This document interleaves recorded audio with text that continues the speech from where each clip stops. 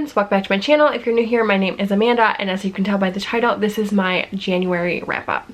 So in the month of January, I had 7 books on my TBR, 6 of which were from my first round of TBR Pursuit, and then I had a read along that I was a part of. So I'm happy to announce that I did read all of the books on my TBR plus one additional book. I guess there's a caveat to that because I did DNF one of the books on my TBR Pursuit TBR, and we'll talk about that in a second.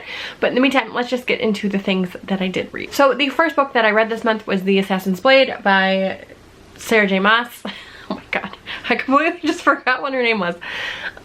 This is the bind up of the novellas of the Throne of Glass. I've already read this once before, so this was a reread for me, and I gave it 4 out of 5 stars.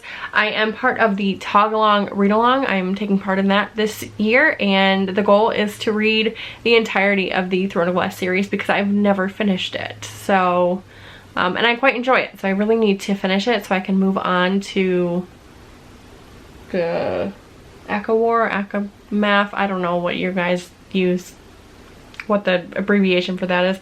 A Court of Thorns and Roses, that series. And then I did start Crescent City last year, and I was quite enjoying it, and I put it down and never picked it back up, so I'd really like to get to that as well. But I kind of want to go through her backlist to see like how her writing has gotten better. I heard that she started the Throne of Glass series when she was just a teenager, so that's pretty awesome. The next book that I read is First We Were Four. This is by Alexandra Serari. And I very much dislike this book. This is a YA mystery thriller, I suppose. It's about this group of kids who are kind of like outcasts at their school. They're getting ready to go away to college. Our main protagonist decides that she wants to create like this secret society, and they want to like get revenge on people and just kind of be like teenage vigilantes, I guess. It didn't work for me. It just didn't work for me. I'm not surprised because I really am not a fan usually of YA thrillers. There has to be something really good about it. Usually I'm not a fan. I almost always dislike YA thrillers, but I keep trying to read them because the premises are so good, but there's just something about them that doesn't work for me, and unfortunately this one just didn't work. I gave it 2 out of 5 stars. The next book that I picked up and unfortunately DNF'd is The Missing Years by Lexi Elliott. I read about 120 pages or so of this one. This is a gothic thriller, I want to say. It follows this woman whose father went missing many years ago. They never know where he went. Her mother has just passed away, and she finds out that she is now the owner of their estate that they shared together. Her mother never sold it because her father's name's still on it, and because he's presumed alive, she can't sell it either. So it's just her and her half-sister who move into this house, and like some spooky things start to happen. I really didn't get that far into it to know what was gonna happen, honestly. I just didn't care. The author didn't make me care about the characters at all. There wasn't enough to keep me reading, and I just was picking up other things, so I just decided I'm not gonna waste my time. Obviously this one's just not for me, which is unfortunate because I really did enjoy The French Girl by this author a few years ago, and I do want to read her newest novel, How to Kill Your Best Friend, I think, when that comes out later this year. So, you know, this one, it should have worked. You know, 100 plus pages in, I should have been drawn in at that point because I think it's only 300 pages, and I just wasn't. So, DNF. After that, I picked up Wondersmith. This is the second book in the Trials of Morgan Crow series. I think this is going to be like a 9-book series I heard recently, so that's pretty amazing. I fucking love this series. It is so good. So good. I love this one just as much, if not more, than the very first one, which is Nevermore. I give this one 5 out of 5 stars. If you guys like middle grade fantasy, if you're looking for something other than Harry Potter to celebrate, pick this up. Pick up this series because you will not be disappointed. It is fantastic. Really good. Can't wait to continue on with the series. I'll definitely be picking up the other books. I have Hollowpox, which is book 3, and then whenever the rest of them come out, I will continue to read them. Very good. After that, I picked up How the King of Elfheim Learned to Hate Stories by Holly Black. This is like the novella from the Era Folk series. It follows Carden. It's about his life and how he came to be who he currently is. And while this book is absolutely stunning, okay, it's gorgeous. Like, here's the end pages. Here's like the book itself. There's beautiful illustrations throughout it. It felt like a money grab to me. Like, I just feel like it wasn't necessary, and while I do have a better understanding of Carden and who he is, this was super expensive, and I just, you know, it's small, it was really expensive. Am I happy to have it on my shelf? Sure, it's gonna be beautiful, but I think from now on I need to not buy these novellas and just read them from the library, and then if I love them and I need to have them, then I'll go ahead and buy a copy, because I'm never going to read this again. I'm just not going to, and I just don't find it necessary. I give this one 3 stars. It was good. You know, there's nothing wrong with it. I liked being in that world again, but I don't think it was worth the money. After that, I picked up He Will Be My Ruin by K.A. Tucker. I believe I got this as a gift from a Secret Santa that I did a few years ago, and it was on my wish list, like something that I wanted to read. Unfortunately, it just didn't work for me. I felt like I was having an identity crisis. I didn't know whether it wanted to be like romance or a thriller, or, you know, it just didn't know. A cozy mystery, because that's kind of how it read in some parts, honestly. And there's nothing wrong with them. I like cozies, but this was supposed to be a thriller. And I mean, it literally says it's a thriller on the front. The very first, like the prologue, is there's a woman tied up in a trunk, like fighting for her life, thinking that she's about to die. So I should have been intrigued the whole time, and I wasn't. It did not work. So before I get into the synopsis of this, I just want to say trigger warnings for suicide. That is in here, so if it's trigger for you, please be cognizant of that.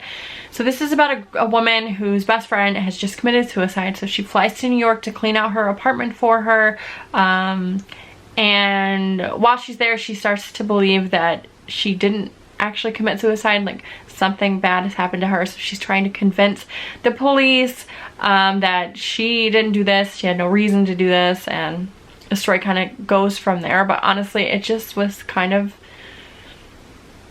it just didn't work. I didn't like the writing style. I didn't like the fact that it was like thriller 1 minute, cozy 1 minute, romance the next. It just didn't work for me. So, you know, I think people really like this. I just was not one of them. I do have another novel by this author that I will try that is just a romance. So hopefully I will like that one more. But this one I gave 2 out of 5 stars. After that, I picked up The Paris Wife. This is by Paula McLean. This is a fictional account of Ernest Hemingway's first marriage, essentially. It follows the first wife of Ernest Hemingway, Hayworth, and it's from the point where they meet until they eventually divorce. So I didn't know anything about Ernest Hemingway going into this, not really. So I found out some cool things, like the guy's been married 4 times, which is crazy. I also should give you a trigger warning on this one as well for suicide. Suicidal ideation, talk of suicide. Like Ernest Hemingway did commit suicide, unfortunately, and that's talked about in this book. Ernest himself talks about like him thinking about doing this, so just be cognizant of that. It's just wow. I gave this one 3 out of 5 stars. I did enjoy it. I didn't love it, but I did enjoy it. I'm glad I read it. I am gonna unhaul it because I don't see myself reading it again. I don't know if the details in this book, like I said, it's a fictional account, so I would assume the details in here are incorrect. At least I hope so, because there is a lot going on in here. Ernest was not a good person, and I just, like, at least not to his wife. And that's evident in the fact that he was married 4 times, right? So yeah, if you're interested in Ernest Hemingway, his life, his first marriage, or, you know, you like historical fiction, you may actually like. Overall, 3 out of 5 stars. Not the best thing, not the worst thing. Glad I read it. So I finished my entire January TBR, which is amazing. Like, who am I? I don't know. So I decided to pick up one additional book because I did have some time, and that is The Year of the Witching by Alexis Henderson. I really, really enjoyed this book. It has some witchy vibes. a lot of witchy vibes. Really, really liked it. So this is about a girl who is named Emmanuel, who's growing up in this puritanical society. And in this society, they live near what they call the dark woods. And inside the woods, they're supposed to be like evil and witches and like the occult, right? So they're not allowed to go into the woods. The husbands in this world have multiple wives. There is a prophet, the whole nine. And Emmanuel is a dark-skinned girl. She lives with her grandparents because she does not have parents. And she's treated much differently, not only because she's dark-skinned, but also because she's a bastard. And she's always been drawn to the dark woods, but she doesn't know why. She just tries to mind her P's and Q's and be like this, you know, devout girl in the society. She really does try to do that, but she doesn't feel the same way that everyone else feels when they talk about the Father and their religion and all of this stuff. She doesn't get those same feelings, but she still is like forcing herself to be this devout girl in the society. So there are some witchy vibes, very occult vibes. The atmosphere is amazing. I really, really liked it. There are some things that I wish there were more of in this novel. There is a sequel now, so I'm hoping maybe that will dive into that a little bit. Although I do feel like this wrapped up pretty good and it would be okay as a standalone. I just wish I had some more of some other things in there. So really liked it. 4 out of 5 stars. I recommend it. You know, I think it's great. And I know some people, I guess, I thought everybody liked this, but after like reading it, I realized that some people really didn't like it, but I myself really enjoyed it. So, and this is a debut, so I'm really curious to see what her next novel is going to be like. All right, so that's all of the things that I read in the month of January. Let me know down below some things that you read. If you read any of these, what you thought. If you don't want to leave me a comment and just want to leave me an emoji, then go ahead and leave me stars. We'll do stars because I don't think there's a witch. So just leave me some stars down below. Just let me know that you were here and that you enjoyed what you watched. Don't forget to like and subscribe. Follow me on Goodreads, Instagram, and Twitter, and I will talk to y'all later. Bye.